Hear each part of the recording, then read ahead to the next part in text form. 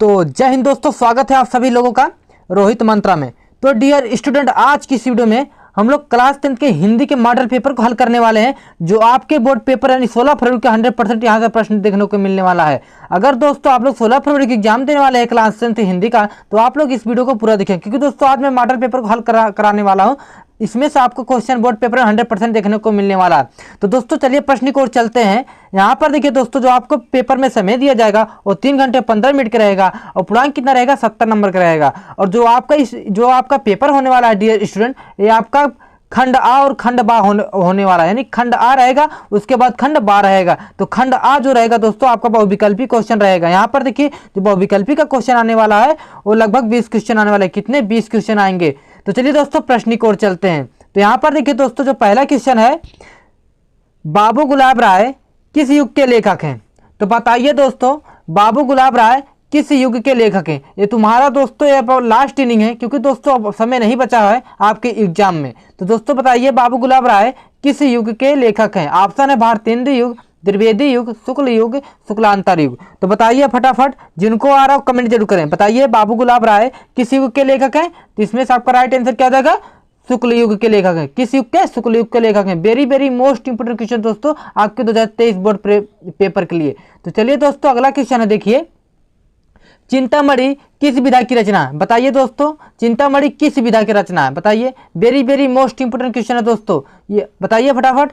निबंध विधा, कविता विधा, नाटक विधा, कहानी विधा। तो बताइए राइट आंसर क्या हो जाएगा? चिंतामणि किस विधा की रचना है? तो मैं बता दूं, चिंतामणि निबंध विधा की रचना है। किस विधा की है? निबंध विधा की रचना है। वेरी मोस्ट इंपोर्टेंट क्वेश्चन दोस्तों आपके बोर्ड पेपर के लिए। जितने भी क्वेश्चन मैं करा रहा हूं दोस्तों, आपके बोर्ड पेपर में 100% यहां से प्रश्न देखने को मिलने वाला है। तो बताइए दोस्तों, चिंतामणि किस विधा की रचना है? तो निबंध विधा की रचना। और इसके लेखक कौन है? इसके लेखक आचार्य रामचंद्र शुक्ल जी हैं। इसको भी ध्यान में रखिएगा, आचार्य रामचंद्र शुक्ल जी हैं। अगला क्वेश्चन है, देखिए, गबन किसकी रचना है? मुंशी प्रेमचंद, जयशंकर प्रसाद, निराला, हरिकृष्ण प्रेमी।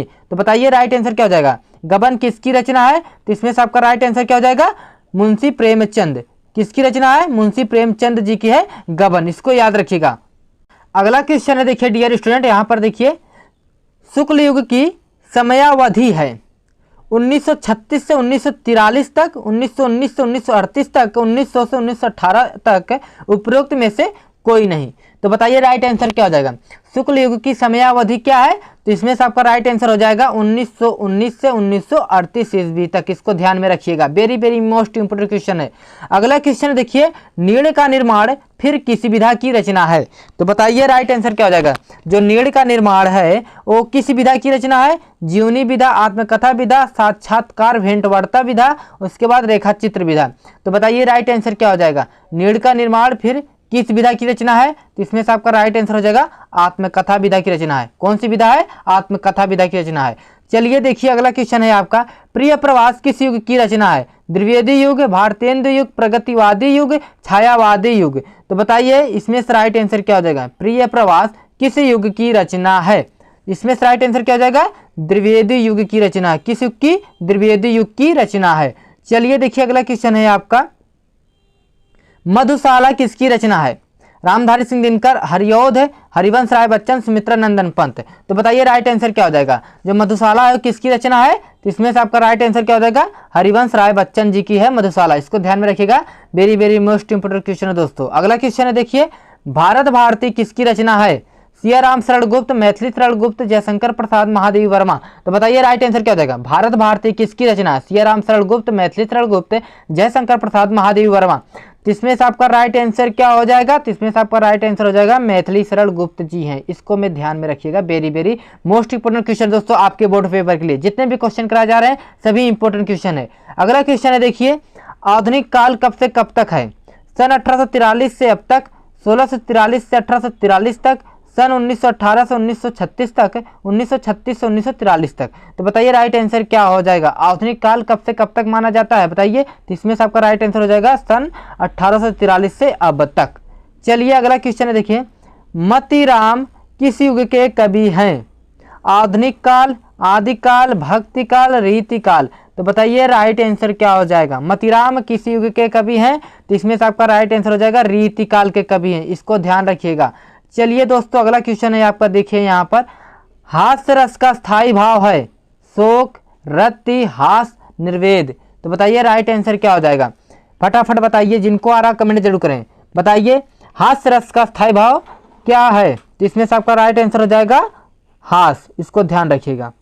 चलिए अगला क्वेश्चन है, देखिए। शोभा तोड़े पीत तट पट श्याम सलोने गात, मनोनील मणिशैल पर आता प्रयोग प्रकाश, उपरोक्त पंक्तियों में कौन सा अलंकार है। तो बताइए इसका आंसर क्या हो जाएगा, इसका बताइए राइट आंसर क्या हो जाएगा। शोभत ओढ़े पीत पट श्याम सलोने गात, मनोनील मणिशैल पर आता प्रयोग प्रकाश, उपरोक्त में कौन सा अलंकार है। उपमा अलंकार है, उत्प्रेक्ष अलंकार है, रूपक अलंकार है, श्लेष अलंकार है। तो बताइए राइट आंसर क्या हो जाएगा। तो दोस्तों मैं बता दे रहा हूं, इसका जो राइट आंसर हो जाएगा वो हो जाएगा आपका उत्प्रेक्ष अलंकार। इसको ध्यान में रखिएगा दोस्तों, very very most important question है। अगला क्वेश्चन है, देखिए यहाँ पर, रोला छंद में कुल कितने चरण होते हैं। 3, 2, 4, 5। तो बताइए राइट आंसर क्या हो जाएगा। रोला छंद में कुल कितने चरण होते हैं, तो इसमें इस राइट आंसर क्या हो जाएगा, तो 4 होते हैं। कितने, 4 होते हैं। चलिए देखिए अगला क्वेश्चन है आपका, आकर्षण शब्द में किस उपसर्ग का प्रयोग किया गया है। वि, मान, अक, आ। तो बताइए राइट आंसर क्या हो जाएगा। आकर्षण शब्द में किस उपसर्ग का उपयोग किया गया है, तो इसमें से आपका राइट आंसर हो जाएगा आ, इसको ध्यान रखिएगा। यह जो होता है उपसर्ग, उपसर्ग शब्द के आगे जोड़ता है, इसको ध्यान रखिएगा। चलिए अगला क्वेश्चन है आपका, देखिए। प्रत्यय कितने भेद के होते हैं, बताइए इसमें से राइट आंसर क्या हो जाएगा। प्रत्यय कितने भेद के होते हैं। 2 प्रकार के, 5 प्रकार के, 6 प्रकार के, 3 प्रकार के।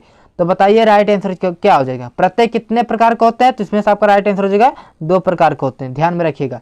चलिए अगला क्वेश्चन है, देखिए आपका, पीताम्बर में कौन सा समास है। कर्मधारय समास, द्वंद्व समास, बाहुव्रीहि समास, तत्पुरुष समास। तो बताइए राइट आंसर क्या हो जाएगा। पीताम्बर में कौन सा समास है, तो इसमें से आपका राइट आंसर हो जाएगा बाहुव्रीहि समास है, इसको ध्यान रखिएगा। चलिए अगला क्वेश्चन है, देखिए। आंसू का तत्सम रूप है आंसुरु, अंशु, रोना, आंख। तो बताइए राइट आंसर क्या हो जाएगा। आंसू का तत्सम रूप क्या है, तो फटाफट बताइए, जिनको आ रहा कमेंट जरूर करें। तो बताइए राइट आंसर क्या हो जाएगा, तो इसमें से आपका राइट आंसर हो जाएगा डियर स्टूडेंट अश्रु, इसको ध्यान रखिएगा। Very very most important question दोस्तों आपके बोर्ड पेपर के लिए। अगला क्वेश्चन है, देखिए यहाँ पर, यड़ संधि में जो यड़ संधि का सूत्र है, बताइए। आद गुण, अक, सवर्ण दीर्घ, इकोएडचीय, वृद्धि रेचीय। तो बताइए राइट आंसर क्या हो जाएगा। यड़ संधि का सूत्र क्या है, तो इसका राइट आंसर क्या हो जाएगा, इकोएडची है, इसको ध्यान में रखिएगा। चलिए अगला क्वेश्चन है आपका, देखिए। फालस शब्द का वचन एवं विभक्ति है। षष्ठी विभक्ति एक वचन, सप्तमी विभक्ति द्विवचन, षष्ठी विभक्ति बहुवचन, चतुर्थी विभक्ति बहुवचन। तो बताइए राइट आंसर क्या हो जाएगा। फलस शब्द का वचन एवं विभक्ति बताइए, फटाफट बताइए, जिनको आ रहा है स्टूडेंट वो जरूर कमेंट करें। फालस शब्द का वचन एवं विभक्ति क्या होगा, राइट आंसर क्या हो जाएगा। जिसका राइट आंसर हो जाएगा षष्ठी विभक्ति एक वचन, इसको ध्यान रखिएगा। चलिए देखिए अगला क्वेश्चन है आपका, आपठत धातु का वचन एवं पुरुष है। द्विवचन प्रथम पुरुष एक वचन, उत्तम पुरुष बहुवचन, माध्यम पुरुष द्विवचन। तो बताइए राइट आंसर क्या हो जाएगा, फटाफट बताइए। आपठत धातु का वचन एवं पुरुष है, तो इसका राइट आंसर क्या हो जाएगा। इसका राइट आंसर हो जाएगा आपका प्रथम पुरुष एक वचन, इसको ध्यान रखिएगा। Very very most important question है दोस्तों आपके बोर्ड पेपर के लिए। जितने भी क्वेश्चन कराए जा रहे हैं सभी आपके बोर्ड पेपर के लिए इंपॉर्टेंट प्रश्न है। अब चलिए दोस्तों यहाँ पर देखिए, अब आपका आ गया वर्णनात्मक प्रश्न यानी खंड बा आ गया, जो आपका कितने नंबर का रहेगा, 50 नंबर का रहेगा। 20 नंबर बहुविकल्पी, और जो आपका वर्णनात्मक जो लिखित रहेगा वो आपका रहेगा 50 नंबर। अब देखिए इसमें क्या, पहले आपको गद्यांश दिया जाएगा इस तरह का, और गद्यांश में आपको ऐसे मतलब कि 3 ऑप्शन दिए जाएंगे और आपको लिखना पड़ेगा। यहाँ पर देखिए पहला ऑप्शन है, दूसरा, तीसरा। क्या बोला है यहाँ पर देखिए, उपयुक्त गद्यांश का संदर्भ लिखना। आप संदर्भ आपको लिखना तो आता ही होगा। उसके बाद पूछा गद्यांश के रेखांकित अंश की व्याख्या कीजिए, यानी कि जो यहाँ पर अंडरलाइन किया गया दोस्तों, इसका आपको व्याख्या करना है। अब देखिए इसमें क्या है, यह कोई बात नहीं कि यह स्वभाव रुचि के लोगों की मित्रता हो सकती है। यानी अब इसमें दोस्तों देखिए मित्रता आ गया, यानी हिंट आप पा गए होंगे कि यह किस चैप्टर से लिया गया है। तो ये आपका लिया गया है मित्रता चैप्टर से। किस चैप्टर से? मित्रता चैप्टर से। और इसके लेखक कौन है डियर स्टूडेंट? आचार्य रामचंद्र शुक्ल हैं। कौन है? आचार्य रामचंद्र शुक्ल हैं, इसको ध्यान में रखिएगा। और जो आपका गद्यांश का पोर्शन है डियर स्टूडेंट, आपका यहीं से बनेगा, या तो ममता के चैप्टर से बनेगा या तो मित्रता के चैप्टर से बनेगा, इसको ध्यान रखिएगा। आपको जो आपका मित्रता चैप्टर है और ममता चैप्टर, इन दोनों को एकदम बेहतरीन तरीके से पढ़ के बोर्ड पेपर में जाना है, मैं यही आपको सजेस्ट करूंगा। अब देखिए तीसरा क्वेश्चन क्या आपका यहाँ पर दिया गया है, लेखक के अनुसार समाज में भिन्नता देखकर लोग एक दूसरे की ओर क्यों आकर्षित होते हैं। तो आपको यहाँ पर लिखना होगा, संदर्भ मैंने बता दिया कैसे लिखना है। संदर्भ लिखने में कोई बहुत बहादुरी का काम नहीं है, सिर्फ आपको उसमें चैप्टर का नाम और लेखक का नाम लिखना पड़ता है। जैसे आप ऐसा गद्यांश का लिख सकते हैं। प्रस्तुत गद्यांश हमारी पाठ्य पुस्तक हिंदी के मित्रता नामक शीर्षक से लिया गया है। इसके जो लेखक हैं वो कौन है? आचार्य रामचंद्र शुक्ल जी हैं। और आपको हाईलाइट कर देना है, यानी जो ममता है, जो आपका मित्रता, उसमें चैप्टर का नाम उसको हाईलाइट करना है और लेखक का नाम हाईलाइट कर देना है। अब देखिए अगला पोर्शन क्या है, यहाँ पर भी अथवा करके दिया गया, या तो आप उसको करिए या तो इसको करिए। यहाँ पर भी 3 ऑप्शन दिया गया है। उपयुक्त गद्यांश का संदर्भ लिखना है। यहाँ पर देखिए, हे भगवान तब के लिए विपद के लिए, यानी आपका किससे लिया गया? ममता चैप्टर से लिया गया है, इसको ध्यान में रखिएगा। देखिए ममता चैप्टर से लिया गया है। इसके लेखक कौन है डियर स्टूडेंट? इसके लेखक हैं जयशंकर प्रसाद। कौन है? जयशंकर प्रसाद जी हैं, ध्यान में रखिएगा। वेरी वेरी मोस्ट इंपोर्टेंट गद्यांश है दोस्तों, इसको पढ़ के जाइएगा। अब देखिए अगला क्वेश्चन क्या है आपका, यहाँ पर दे दिया है आपको, दिए गए पद्यांश पर आधारित 3 प्रश्नों का उत्तर दीजिए। चरण कमल बंदो हरिराई, जा की कृपा पंगु गिरी लय हो, अंधे को सब कुछ दर्शाई। उसके बाद है यहाँ पर देखिए दोस्तों, बहिरो सुने गुंग पुनि बोले, रंग चले सिर छत्र धराई, सूरदास स्वामी करुणा में बार बार बंदो तिहि पाई। ये आपका सूरदास स्वामी करुणा में बार बार बंदो तिहि पाई। ये इसमें आपको 3 प्रश्न दिया जाएगा दोस्तों। इसमें क्या लिखना होगा? पद्यांश का संदर्भ रहेगा, रेखांकित अंश की व्याख्या रहेगा, उपयुक्त पंक्तियों में कौन सा अलंकार बताना है। ऐसे सेम टू सेम गद्यांश में जैसा है यहाँ पर भी करना है, बट उसमें जहाँ पर आप संदर्भ लिखते हैं वहाँ पर आपको क्या करना होता है, वहाँ पर आप गद्यांश का प्रयोग करते हैं, यहाँ पर संदर्भ में क्या पद्यांश का प्रयोग करेंगे। अब देखिए अगला यहाँ पर भी ऐसे दिया गया, अथवा करके आप उसको या तो करिए या तो इसको कर लीजिए या तो इसको करिए, दोनों में से एक कर लीजिए। कितने मार्क्स का है आपका? ये आपका 6 नंबर का, यानी दोस्तों आप इसको हल कर लेंगे 6 नंबर और गद्यांश का 6 नंबर, यानी आपका टोटल कितना नंबर हो जाएगा? 12 नंबर। इसको ध्यान में रखिएगा। Very very most important question दोस्तों, आपको गद्यांश पद्यांश अच्छे से तैयार करके जाना है बोर्ड पेपर में। अगला क्वेश्चन है देखिए यहाँ पर, दिए गए संस्कृत गद्यांश में से किसी एक का संदर्भ सहित अनुवाद कीजिए। 5 नंबर का है दोस्तों। ऐसा नगरी भारतीय संस्कृत भाषा केंद्र स्थलमस्ति इत एवं संस्कृत वाणे में संस्कृत अलोका सर्वत्र प्रसिद्ध मुगल युवराज दारा सिकोया अत्र गत भारतीय दर्शन इस शस्त्राणाम अध्ययनम अकरोत् सतेषां ज्ञानम तथा प्रभावितः अभवत एत तेन उपनिषदाम अनुवादा पारसी भाषायाम कराती है। तो इसको दोस्तों क्या करना है आपको? इसको आपको संदर्भ लिखना और इसका क्या करना? व्याख्या करना है। ध्यान में रखिएगा, आप संदर्भ लिख लेंगे तो 2 नंबर, व्याख्या कर देंगे 3 नंबर, यानी टोटल 5 नंबर। अथवा करके यहाँ पर भी दिया गया है, या तो आप इसको करिए या तो इसको करिए, आपको इसको भी तैयार करके जाना है। अगला क्वेश्चन है देखिए दोस्तों, दिए गए संस्कृत पद्यांश में से किसी एक का संदर्भ सहित हिंदी में अनुवाद कीजिए। अब देखिए वहाँ पर भी दिया गया था, जैसे आपको हिंदी गद्य और पद्य दिया गया था, यहाँ पर भी वैसे दिया गया है, यानी आपको इसमें एक बार गद्य का संदर्भ लिखना पड़ेगा एक प्रकार से, और एक प्रकार से इसमें पद्य की तरह आपको लिखना पड़ेगा। देखिए, मानम हित्वा प्रियो भवति क्रोधम हित्वा ना सोचति, काम हित्वार्थनावन भवति लोभम हित्वा सुखी भवेत। इसको करना है, या तो इसको करिए या तो इसको करिए। कितने नंबर का? यह भी 5 नंबर का। चलिए देखिए अगला क्वेश्चन है आपका, अपने पठित खंड काव्य के आधार पर निम्नलिखित प्रश्नों को किसी एक का उत्तर दीजिए। देखिए दोस्तों यहाँ पर उत्तर ये आपका जिले के वाइज चलता है। यहाँ पर देखिए मुक्तदूत खंड काव्य के आधार पर गांधी जी का चित्रकला 31 नंबर का पूछा जाएगा। चलिए देखिए अगला क्वेश्चन है आपका, यहाँ पर 6वां क्वेश्चन आ गया है। 6वां का क्या है? देखिए, दिए गए लेखकों में किसी एक का जीवन परिचय लिखते हुए उनकी एक प्रमुख रचना का उल्लेख। जी हाँ दोस्तों, मैं बताऊंगा दोस्तों आपको किसका तैयार करना है। इसमें से आपको सबसे पहले आचार्य रामचंद्र शुक्ल जी का जीवन परिचय तैयार कर लेना, उसके बाद जयशंकर प्रसाद का, और किसी का मत करना। आपको 2 में से एक बोर्ड पेपर में 100% दिखने वाला है गारंटी के साथ। अगर आप लोग दोनों में से एक तैयार कर लेते हैं, आपका 5 नंबर कन्फर्म हो जाएगा दोस्तों। ये मैं बोल रहा हूँ क्योंकि दोस्तों मैंने भी कई बार प्रीवियस ईयर क्वेश्चन को उठा के देखा है। जयशंकर प्रसाद आचार्य रामचंद्र शुक्ल जी का कई बार पूछा गया क्वेश्चन है।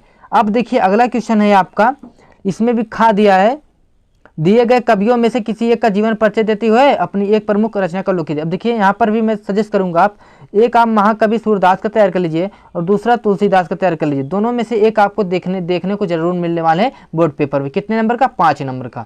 अब चलिए अगला क्वेश्चन है, देखिए अपनी पाठ्य पुस्तक में कंठस्थ कोई एक श्लोक लिखिए जो इस प्रश्न पत्र में ना आया। दोस्तों आपको एक श्लोक लिखना होगा जो इस प्रश्न पत्र में ना आया। कितने नंबर का? 2 नंबर का। अगला क्वेश्चन देखिए, निम्नलिखित में किन्हीं 2 प्रश्नों का उत्तर संस्कृत में दीजिए। इसमें आपको देखो 4 ऑप्शन दिया गया है, आपको 2 प्रश्न करने। कितने नंबर का? 2 यानी 4 नंबर का। दोस्तों इसको आप पढ़ के जाइए। पुराजा का आशिष चंद्रशेखर का आजिश, उसके बाद बीरह केन पूज्यते। ये 3 क्वेश्चन आप तैयार कर लेंगे ना तो आपको same to same board paper में देखने को मिलने वाला है। अगला क्वेश्चन है, देखिए डियर स्टूडेंट, यहाँ पर जो 9वां क्वेश्चन है, निम्नलिखित में से किसी एक विषय पर निबंध लिखिए। पर्यावरण संरक्षण के उपाय, उसके बाद आतंकवाद कारण एवं निवारण, जनसंख्या लाभ हानि, नारी सशक्तिकरण। 4 ऑप्शन दिया गया है, आपको एक निबंध लिखना और कितने नंबर का? 9 नंबर का। और मैं बता दे रहा हूँ को आपको पर्यावरण संरक्षण के उपाय, प्रदूषण पर भी तैयार कर लेना निबंध, और तीसरा आपको जनसंख्या पर तैयार कर लेना है। इन तीनों में से आपको 100% बोर्ड पेपर में एक निबंध देखने को मिलने वाला है। तो दोस्तों आज की इस वीडियो में हम लोगों ने सारे क्वेश्चन को मैंने बता दिया है और आप लोग ऐसा ही करेंगे क्योंकि जो आपका एग्जाम है 16 फरवरी को होने वाला है। तो दोस्तों अगर चैनल पर नए विजिट करना हो चैनल को सब्सक्राइब कर लीजिएगा, क्योंकि दोस्तों इस चैनल पर सभी विषय की तैयारी अच्छे से कराया जा रहा है। आप यहाँ से जुड़कर अच्छे से अच्छे नंबर तैयार कर सकते हैं। तो दोस्तों मिलता हूँ नए वीडियो में, तब तक के लिए जय हिंद, वंदे मातरम।